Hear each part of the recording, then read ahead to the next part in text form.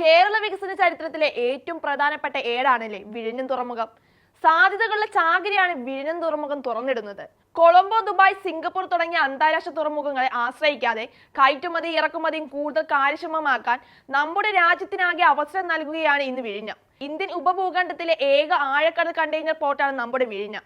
ഇങ്ങനെ നീളുന്നു വിഴിഞ്ഞത്തെ ചുറ്റിപ്പറ്റിയുള്ള സവിശേഷതകൾ. ഇപ്പോഴത്തെ തുറമുഖത്തേക്കുള്ള റെയിൽപാതയുടെ നിർമ്മാണം 2028 ഡിസംബറിനുള്ളിൽ പൂർത്തിയാകുമെന്നാണ് ഏറ്റവും പുതിയ വിവരം. സ്ഥലം ഏറ്റെടുക്കൽ ഉൾപ്പെടെ ഈ പദ്ധതിക്ക് ഏകദേശം 1482.92 കോടി രൂപയാണ് പദ്ധതി ചെലവായി കണക്കാക്കിയിട്ടുള്ളത്.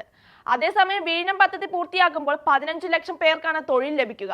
വിഴിഞ്ഞം മുതൽ ദേശീയപാത 66 വഴി കൊല്ലം വരെയും നെടുമങ്ങാട്, പുനലൂർ വരെയും അനവധി പുതിയ വ്യവസായ സംരംഭങ്ങൾ പിറവിയെടുക്കും. പരമ്പരാഗത വ്യവസായങ്ങളുടെ വളർച്ച പരമാവധി പ്രോത്സാഹിപ്പിക്കുന്ന വിധത്തിലാകും വ്യവസായ ഇടനാഴിയുടെ ഘടന.